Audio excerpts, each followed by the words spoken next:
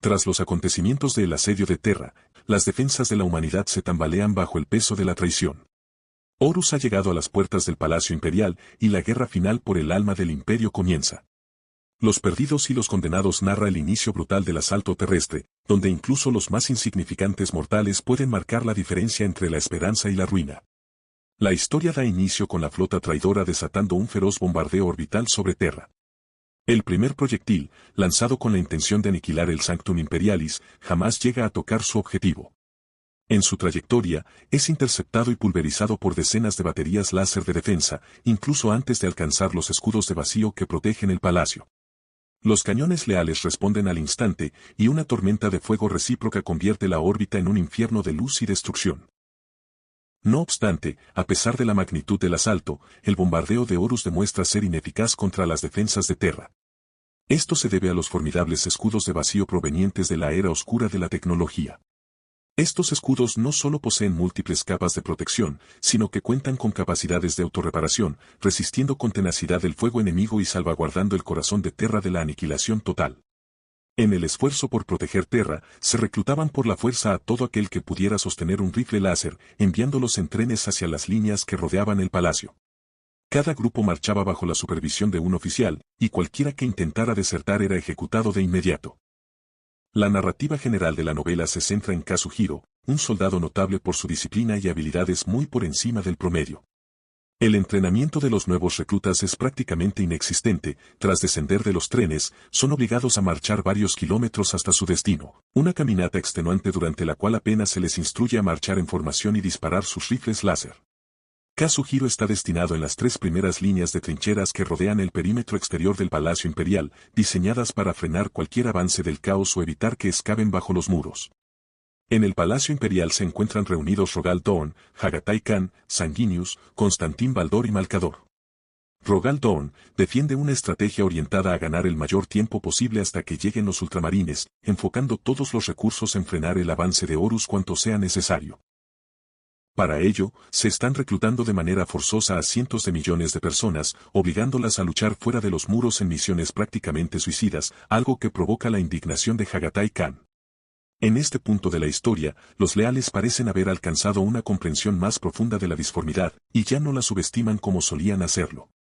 Tras esto, Malcador el Sigilita, por fin decide revelar las verdades que llevaba tanto tiempo ocultando.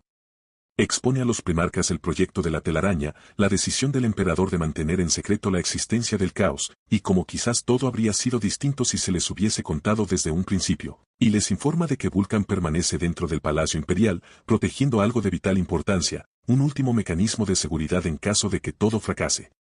Las confesiones de Malcador provocan un intenso debate entre los presentes. A bordo del espíritu vengativo, Abaddon se muestra cada vez más frustrado y decepcionado con Horus, ya que apenas parece humano, su rostro burbujea y se deforma sin cesar, incapaz de contener las vastas energías del caos que fluyen a través de él, provocando que su cuerpo sufra mutaciones constantes.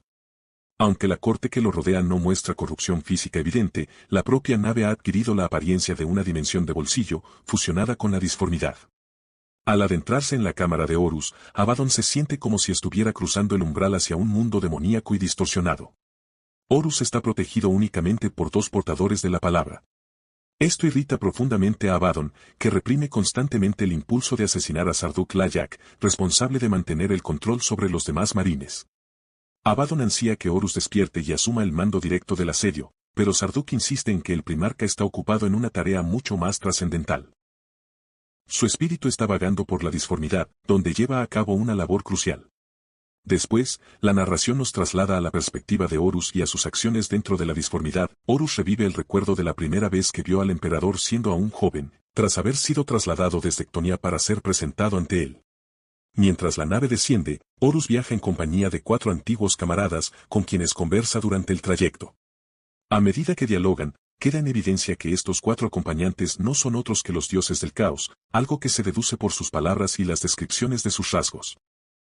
En este momento, Horus no está plenamente lúcido, no logra recordar quiénes eran esos compañeros ni sus nombres. Los 4 lo animan y elogian tanto sus hazañas como su estado actual. Horus finalmente aterriza y avanza por una gran avenida abarrotada hasta llegar ante un trono en el que se encuentra el emperador, mientras millones de personas vitorean a ambos lados. Sus 4 acompañantes lo siguen, aunque retroceden repentinamente cuando el emperador comienza a hablar. El emperador le recrimina que no le basta con ser atormentado en el presente por Horus, sino que ahora también pretende mancillar sus recuerdos del pasado. En ese instante se entabla un diálogo entre el emperador y Horus, quien responde con rabia a lo que ve y oye a su alrededor. La visión termina abruptamente cuando Horus despierta sobresaltado, casi desplomándose por el impacto emocional. Se muestra alterado y avergonzado por haber dejado entrever su vulnerabilidad. A continuación, la historia nos lleva a otra escena en la que Sanguinius sobrevuela el palacio imperial, de pronto es sacudido por una nueva visión. Esta vez contempla una imagen del palacio tal como será en el milenio 41, antes de regresar bruscamente a la realidad. Al recuperar la conciencia, se encuentra con Raldoron y con Maximus Tane, de los puños imperiales, los tres se hallan apostados en un bastión que, según los leales, será probablemente el primer punto donde los traidores intenten desembarcar. Tras esto, la narración nos lleva a una reunión entre los primarcas traidores, en la que queda en evidencia el caos y la desorganización. En el encuentro participa también el fabricador general. Perturabo recrimina que, en lugar de liderar personalmente el asedio sobre Terra, Horus se ha limitado a reforzar las defensas del sistema solar, centrado en la inminente llegada de Guilliman. Por su parte, Angron está desesperado por lanzarse al ataque de inmediato y no tolera ninguna espera, mientras que Fulgrim discute constantemente con él debido a sus personalidades explosivas y opuestas. Magnus también está presente, aunque se muestra distante y sin demasiado interés en colaborar realmente con sus hermanos. Toda esta discusión tiene lugar mediante un holograma proyectado en el espíritu vengativo, la nave de Horus, donde también se encuentran Abaddon y Axian. Horus llega tarde a la reunión, y mientras tanto Abaddon intenta mantener el control de la situación, aunque se convierte en objeto de burla de los demás primarcas. Horus por fin aparece ante sus hermanos primarcas, logra imponer orden en la reunión y decreta que Abaddon tendrá plena autoridad en su ausencia. En cuanto a la estrategia, Perturabo toma la palabra y explica que, aunque es necesario seguir reforzando las defensas del sistema solar, ha detectado un punto vulnerable en el escudo. Tras analizar los patrones de bombardeo, ha descubierto que un bastión sufrió recientemente un accidente en su reactor, debilitando la capa autorreparadora del escudo. Si las fuerzas traidoras concentran allí su fuego, podrían abrir una brecha lo bastante grande para que incluso tropas pesadas puedan avanzar y atacar directamente los generadores de los escudos de vacío y las armas defensivas, lo que provocaría el colapso de toda la red de protección. Mientras Angron clama por un ataque directo y brutal contra el palacio, Magnus toma la palabra para frenar su impulso. Señala que el emperador está desplegando un inmenso poder psíquico que no solo bloquea cualquier manifestación demoníaca en Terra, sino que mantiene protegida toda la superficie planetaria. Si alguno de los primarcas demoníacos llegara a poner un pie sobre el suelo de Terra, se desintegraría de inmediato. En este momento, el emperador no solo se encuentra defendiendo la telaraña, también sostiene un escudo psíquico que cubre el planeta entero. No obstante, Magnus sostiene que, si consiguen diezmarlo bastante a la población en otras regiones del mundo, el derramamiento masivo de sangre podría servir como catalizador para romper finalmente esas defensas psíquicas. Después, la narración se desplaza a los primeros desembarcos de las tropas traidoras en la superficie de Terra. Estas ofensivas son llevadas a cabo por el grupo conocido como los Perdidos y los Condenados, una facción del ejército de Horus que llevaba meses permaneciendo oculta en sus naves, aguardando la orden de atacar. Tras esto, se inicia el asalto sobre el bastión, hombres bestia, mutantes, traidores y cultistas lanzan contra los reclutas imperiales, dominados más por el terror que por el valor logran resistir las embestidas. El asalto traidor se intensifica, los bombardeos golpean sin descanso los generadores de escudos de vacío. Para los defensores leales, la contienda se convierte rápidamente en una guerra de desgaste.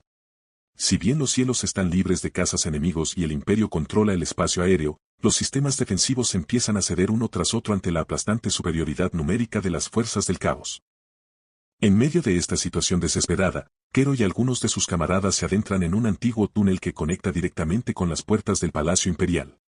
Originalmente construido como ruta de escape para los oficiales en caso de colapso total de la línea de defensa, ahora se convierte en escenario de traición. Allí se encuentra Miss Madra, infiltrada como soldado leal, preparando la colocación de explosivos con la intención de hacer volar los cimientos del bastión. La narración incluye un flashback que revela cómo Miss Madra fue reclutada y cómo llegó a asumir el nombre de Alfarius. Su lealtad no está con los traidores ni con el caos, sino con los ideales originales del imperio, los cuales considera traicionados por la burocracia y la corrupción institucional. En el fondo, no odia al imperio como concepto, odia lo que se ha convertido en manos de su administración. Como tantas veces se ha dicho, el verdadero enemigo del imperio no ha sido solo el caos o los herejes, sino su propio aparato burocrático. Los dioses oscuros simplemente aprovecharon las grietas que ya existían.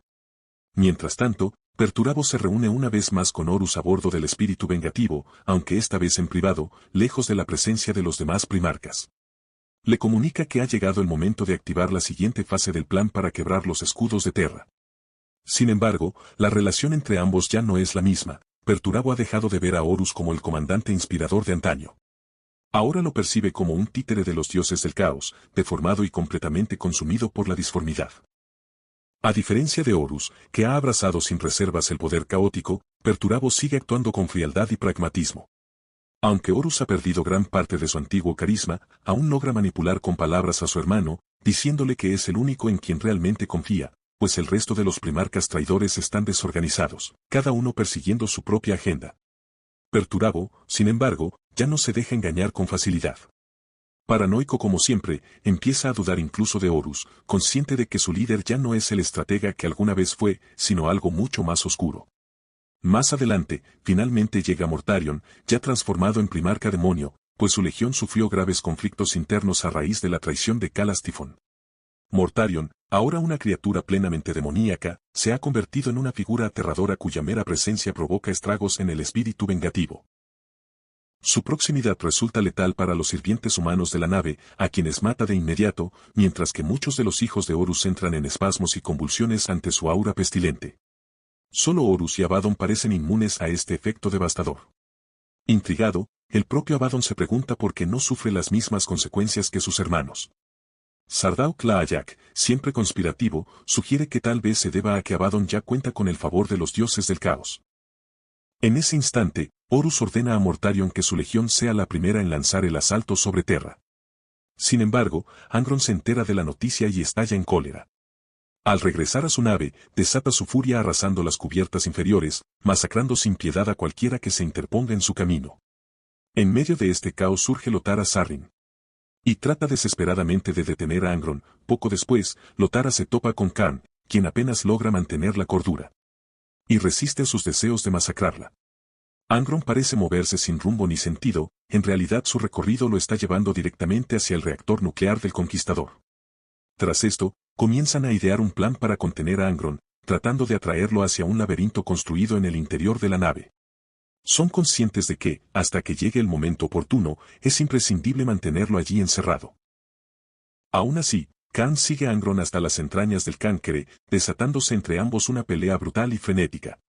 Ambos buscan arrancarse el cráneo mutuamente, aunque Karn, en particular, anhela tenerlo como trofeo. En medio del combate, Angron revela que conoce el destino final de Karn y que planea sustituirlo como el elegido de Corme. Esto provoca en Karn un terror auténtico, pues Angron le propina una de las palizas más terribles de su vida. Aunque queda casi al borde de la muerte, el verdadero propósito de Karn siempre fue atraer a Angron hasta una baliza, con la intención de enviarlo al laberinto donde, aunque causaría estragos durante semanas, al menos no destruiría la nave principal. Mientras tanto, los discípulos de Calbiohal conectan una red de naves del Mechanicum oscuro alrededor del Palacio Imperial, formando en el cielo líneas de energía que trazan símbolos similares a las estrellas del caos. En ese momento, el firmamento de Terra se ve cubierto por oleadas de tropas. Es entonces cuando la Guardia de la Muerte inicia su descenso planetario. Kazuhiro reaparece en el momento más crítico, enfrentándose a un ataque brutal, una densa nube de gas tóxico arrojada por la Guardia de la Muerte, seguida por el avance implacable de sus marines. La situación parece completamente perdida para las fuerzas leales, hasta que Hagatai Khan irrumpe con una colosal carga de motos, desobedeciendo las órdenes de Rogal Dorn y negándose a abandonar a los reclutas. En su arremetida, Khan abate a decenas de marines de la Guardia de la Muerte. No obstante, se lanza tan de lleno en el combate que por poco es herido por una espada venenosa, cuya toxina habría resultado letal para él. Al mismo tiempo, Sanguinius también desafía las órdenes de Rogal Dorn y desciende al campo de batalla, acompañado por Raldoron y una fuerza de ángeles sangrientos. Llega justo a tiempo para rescatar a Hagatai Khan, quien yace sepultado bajo una montaña de cadáveres de la Guardia de la Muerte. Sin perder tiempo, ambos primarcas coordinan una retirada hacia las trincheras situadas en el extremo del bastión, justo frente a las puertas de Helios. En el instante en que Hagatai cruza el perímetro sagrado, cualquier rastro de corrupción que aún contaminaba su cuerpo se desvanece por completo. Las semanas pasan, y para los reclutas, la situación se vuelve insostenible. Kazuhiro, ahora considerado un veterano por pura supervivencia, presencia como sus pocos compañeros restantes caen uno a uno, víctimas tanto de plagas como de la brutalidad despiadada de la Guardia de la Muerte. De pronto, el cielo se abre en dos y desciende una gigantesca isla flotante formada de huesos. Los cañones del Palacio Imperial disparan contra ella, pero sus proyectiles simplemente la atraviesan, incapaces de causarle daño alguno. En lo alto de la isla surge la imponente proyección de Sardauk Laayak, quien, fiel a su naturaleza de portador de la palabra, pronuncia un encendido discurso, asegura que los leales aún pueden salvarse si se unen a Horus, pero advierte que, si permanecen fieles al emperador, perecerán y nadie acudirá en su auxilio. En ese mismo instante, una lluvia de sangre comienza a caer del cielo, marcando el inicio del ritual destinado a quebrar el escudo psíquico que protege Terra. Mientras tanto, Angron, consumido por la furia, es liberado de su prisión y se lanza furioso hacia la superficie del planeta. Paralelamente, el Mechanicus Oscuro, en lugar de continuar con simples desembarcos, revela que ha estado desarrollando un arma secreta diseñada para destruir por completo las defensas del palacio, mientras erigen enormes torres que servirán como bastiones para los cultistas de Nurgle. La historia regresa a Kazuhiro, justo cuando un sinfín de enjambres enemigos se lanza sobre la última línea de trincheras que protegen los muros del Palacio Imperial. Las fuerzas traidoras desatan un asalto desesperado, y en ese instante, el escudo finalmente cae. El bombardeo orbital ordenado por Horus golpea con furia, arrasando las defensas del palacio y dejando un paisaje de devastación absoluta. Kazuhiro se ve obligado a huir, riendo de manera casi histérica ante el terror y el sinsentido de lo que lo rodea. Sobrevive únicamente por pura casualidad.